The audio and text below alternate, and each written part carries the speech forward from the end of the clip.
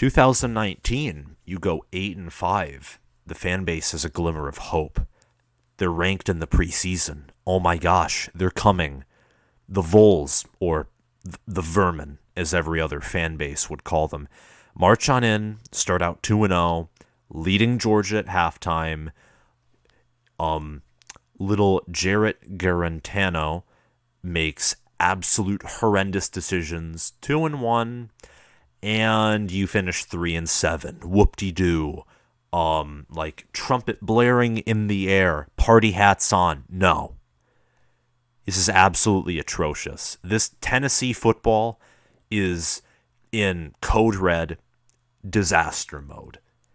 It's getting bad here. I mean, you're having to rely on Joe Milton and a Virginia Tech transfer in Hendon Hooker to prop you up at QB depth. Now, before all of you start getting mad at these insults I'm hurling at Tennessee, which are completely righteous to do, seeing how they cheated and how they've just been terrible in general, there is hope. And when the question is asked, is there hope for Tennessee heading into 2021 or the future?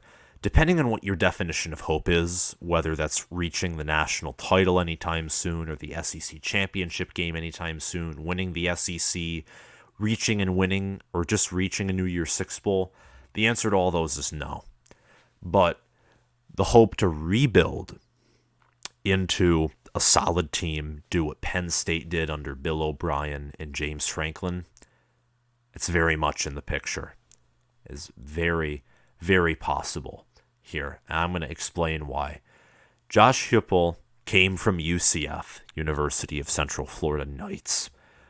Did very well in 18, did good in 19, kind of fell off in 2020. Man never had a losing season, always had a bowl appearance. And let me tell you, his offenses are lethal. All caps. Lethal.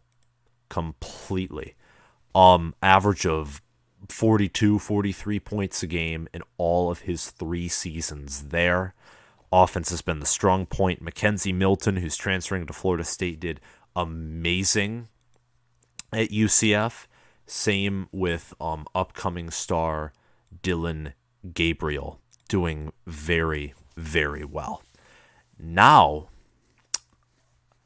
the defense is another topic of discussion. Going from 36th in the nation, which is pretty good for that high-scoring offense and low talent, to 92nd is pretty concerning. And, I mean, that's not the traits you see of a excellent head coach falling off in your late years, even though many could debate that Urban Meyer did. But that's a topic for another day. The point is there's hope in the offense, and there is also there's hope all around. But hope doesn't matter unless action and execution are taken upon it. And that's the question. Will Josh Heupel be able to execute properly, develop properly, and coach properly, do everything that his 4 predecessors and with the late Philip Fulmer failed to do? And that's do all of those things, be the good coach. Now, Tennessee only has 7 returning starters, according to an article by Athlon Sports, and just looking at their depth chart, they only have 7.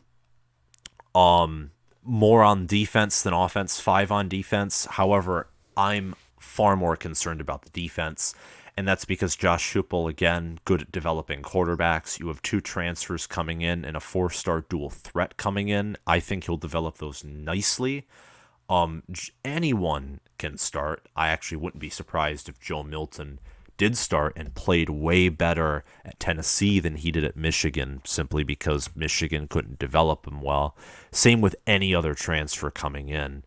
Heupel is a great man when it comes to offensive and QB development compared to most other head coaches. So I think the offense will do well. The offense is in good hands. It's being coordinated by the same guy, Alex Golesh, I believe it is. Yes, Alex Golesh, who led the Knights to scoring 42 points a game last year. So the offense is in great hands. The defense, however, not only paying attention to Josh Heupel's defensive decline, though some of that may be to his old coordinator in Randy Shannon, who's now at Florida State as an analyst, but Tim Banks is, according to Penn State fans, nothing special. They gleefully put him in a box, taped it up, and shipped it right down to the Rocky Top, to the Appalachian Mountains. They did not want him. Every Penn State fan I know they smiled when he left. So if Tim Banks only lives up to those expectations, the defense will be what it was probably under the late Josh Heupel, if not worse. Maybe slightly better, though. We won't know. And we have to give Tennessee at least a year of grace, because sanctions can be hard, and even a good coach will, when he comes into a mess, it'll take a year for him to work wonders. At minimum, a year or two. Even Nick Saban had a 7-6 season in his first year at Alabama, which not many people know. But it's true. Beat some good opponents, lost some pretty bad games. I think they lost to like Georgia Southern at home. It was a dumpster fire he was working with, Nick Saban was. So again, and what makes the defense even worse, forgot to add this, Henry Toto, their best player, is out. He's transferring. He hasn't even made up his mind yet, but he's looking at all the options. I hear Ohio State and Alabama are the main ones. It's mainly Ohio State ahead, which I don't want him to get. I hear Michigan and is even pursuing him. Like, everyone wants this guy. He's very talented, and he just left Tennessee. And it's the same thing with their recruiting class. They had 5 stars, and if I look at Tennessee's decommitments, Terrence Lewis, who flipped to Maryland, was originally committed to them. Dylan Brooks, Demarius McGee, Katron Evans, Hudson Wolf, Cody Brown. Those players I just listed are above 0.91 on 24/7 Sports. So they're above the 250 range. They're top 250. 4 stars. Terrence Lewis is a top 20 5-star, which my friend finds funny that he committed there because he jokes that Maryland is also paying its players. But again, back on topic. Tennessee, don't fear. Offense is in good hands again. I'm going to repeat this throughout the video. Offense in good hands. Watch out for the defense. But again, UCF won a lot of their games because of their offense. They didn't win or lose many games because of their defense. When they won games, it was because the offense stepped up and did its job. They would their offenses tore apart any good team's defense. They scored 33 on Cincinnati. Only game they didn't do well in last year was the bowl game against BYU.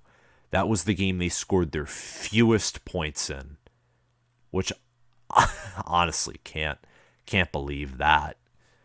But so you have like a new coach coming in. You have only 7 returning starters. Your 2022 recruiting class is 61 nationally. Your 2 recruits or commits are 3 stars, and they just committed mid-April, and sanctions are coming. So also one other thing to add, give this man grace for a year or 2, because this is bad. This is awful, and I cannot stop saying that because it's facts. You want to argue with me that this man can go 10-2 or 9-3, which no one will. No one will argue that. But if you want to argue with me that this man will go 2-10 in his first year, you have nothing. You have nothing. This man should go 6-6 easily. His 4 out-of-conference teams he's facing, Bowling Green, Pitt, Tennessee Tech, and South Alabama, all should be beaten by like 3 or 4 touchdowns at minimum. Maybe not Pitt, but the other 3, yes. Now, Florida, Missouri, South Carolina, Ole Miss, Alabama, Kentucky, Georgia, that conference stretch will be very tough. I only have them winning 2 conference games. Vanderbilt and South Carolina, they host them both.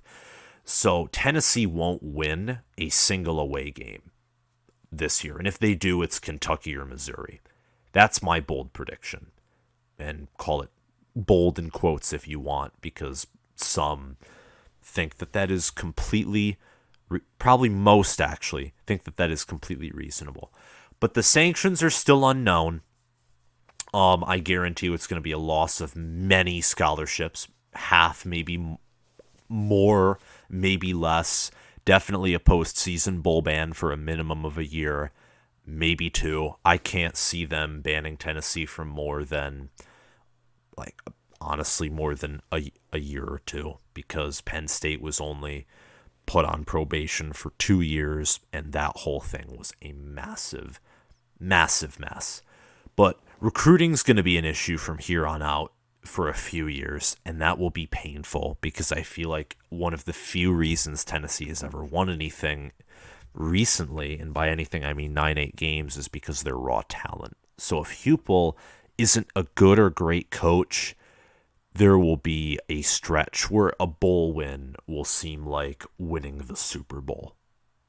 In all honesty, that's what it's gonna feel like, and that's gonna suck, especially for a program this high touted. It's gonna feel like Michigan during Rich Rod, but this has been going on forever and ever and ever, and there seems to be no end to it.